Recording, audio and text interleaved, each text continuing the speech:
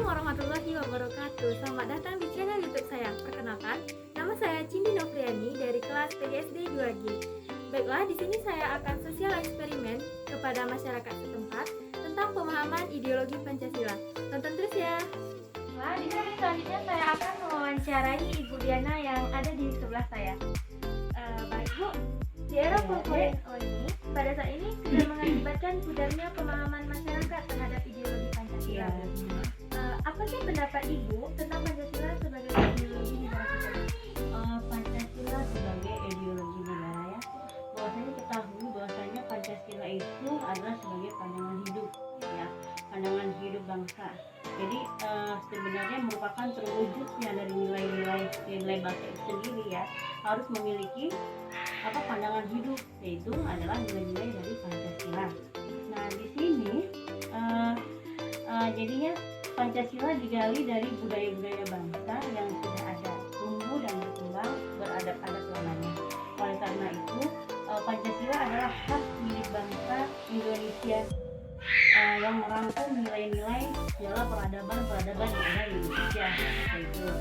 Nah, bahwasanya kita ketahui bahwa sampai Pancasila, dia Panca berarti 5 ya. Nah, jadi yang harus ada pada nilai-nilai bangsa Indonesia itu ada 5. Yang pertama yaitu adalah ketuhanan yang Maha Esa, 2 kemanusiaan yang beradab, 3 persatuan Indonesia, 4 kerakyatan dipimpin oleh hikmat bijaksana dalam kesatuan berpikiran, kelima keadilan sosial bagi seluruh Indonesia. Dari kelima Pancasila itu harus dimiliki oleh bangsa Indonesia tersebut, terutama nilai-nilai yang ada terkandung di dalam Pancasila tersebut, seperti itu. Ya, apalagi untuk anak-anak muda zaman sekarang ya, mungkin untuk menghafal pancanya aja mereka tidak paham, tidak hafal gitu kan. Nah, apalagi mereka mereka harus mengetahui apa arti dari nilai-nilai dari Pancasila tersebut. Jadi gini Bu, implementasikannya dengan baik. Saya sebagai warga negara yang baik, saya sebagai guru pendidik, kan. Nah, menurut saya pribadi ya, untuk mengimplementasikan Pancasila itu, insya Allah belum 100% gitu kan. Tapi saya sebagai guru atau sebagai warga negara yang baik, saya berusaha untuk bisa mengimplementasikan dalam kehidupan saya sehari-hari. Contohnya itu kita harus mematuhi peraturan dan undang-undang dasar negara 45 kan. Dengan cara kita mematuhi tata tertib undang-undang negara Indonesia, berarti kita sudah bisa mengimplementasikan dalam kehidupan kita sehari-hari. Ya Bu, ini juga ya. Apa sih yang perlu Ibu lakukan nih agar pemahaman masyarakat tentang ideologi Pancasila ini bisa terwujudkan? Saya sebagai guru ya, mungkin maksudnya gimana? Apa yang perlu Ibu lakukan nih agar pemahaman masyarakat tentang ideologi Pancasila ini bisa terwujudkan? Saya sebagai pendidik, terutama sebagai guru, mungkin saya mau mengimplementasikan supaya bisa tercapai gitu kan. Saya paling utama saya terapkan di anak didik saya itu ya. Jadi bagaimana dia beretika, bernorma dia, adab dia terhadap guru, terhadap teman sekelas ya kan, terhadap guru dan secara masyarakat ya. Jadi kita harus bina dulu gitu kan, terutama di dalam kelas tidak. Nah, di dalam kelas itu dia bagaimana etika dia terhadap kawannya, seperti itu, perbuatan dia terhadap kawan, tidak berlaku sombong, maksudnya tidak berkata-kata buruk gitu kan. Itu udah menerapkan dalam norma atau nilai Pancasila seperti itu. Misalnya tidak mencaci sama kawannya, tidak mengejek dan lain sebagainya gitu kan.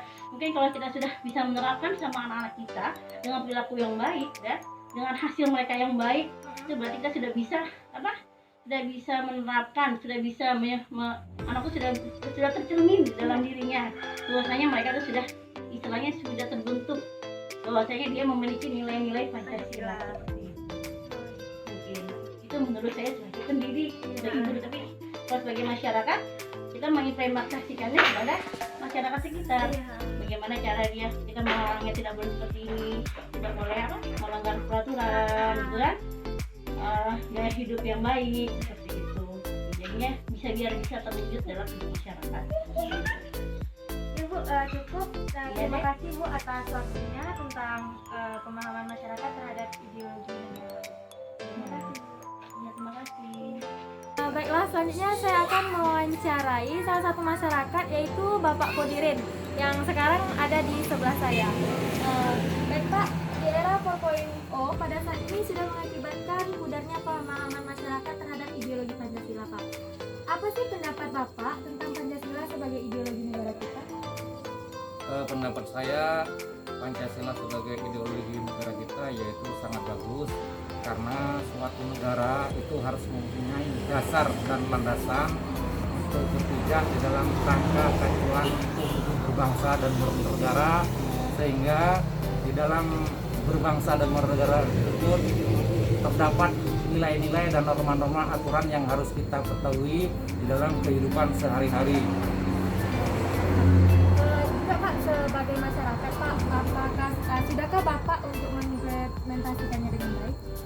Semestinya kita selaku masyarakat dan berbangsa dan bernegara, kita sudah sepatutnya dan selayaknya untuk dapat mengimplementasikan Pancasila itu sebagai ideologi negara kita, di mana setiap nilai-nilai dari sila Pancasila itu tersebut terdapat norma-norma yang berguna untuk menjalankan roda kehidupan kita selaku masyarakat biasa ataupun masyarakat baik secara hidup berbangsa dan bernegara, karena dalam aturan itu sendiri terdapat berbagai aturan-aturan yang menurut saya terdapat nilai-nilai agama maupun nilai-nilai kebersamaan, serta di dalam nilai-nilai Pancasila itu tersebut kita harus memiliki hak-hak asasi manusia untuk dapat kita laksanakan sebagai mestinya. Dan juga Pak, ini ya Pak ya, apa yang perlu Bapak lakukan nih agar pemahaman masyarakat tentang ideologi Pancasila ini bisa terwujudkan, Pak?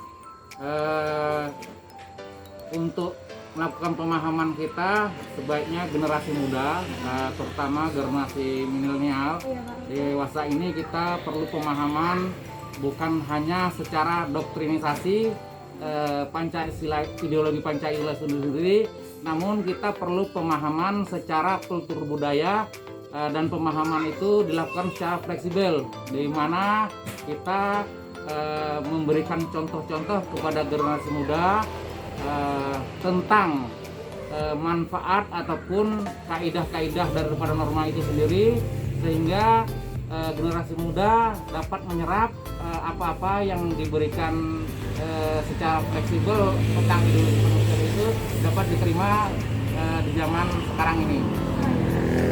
Baik Pak, terima kasih atas waktunya Pak.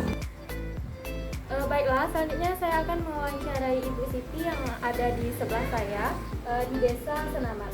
Baiklah Bu, di sini di era 4.0 pada saat ini sudah mengakibatkan pudarnya pemahaman masyarakat terhadap ideologi Pancasila.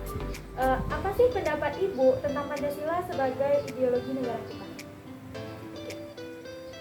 Kita hidup di Indonesia, otomatis kita punya hukum ya, punya hukum, dan ideologi Pancasila itu sebagai ideologi karena di sana sudah terdapat tujuan-tujuan kehidupan masyarakat Indonesia.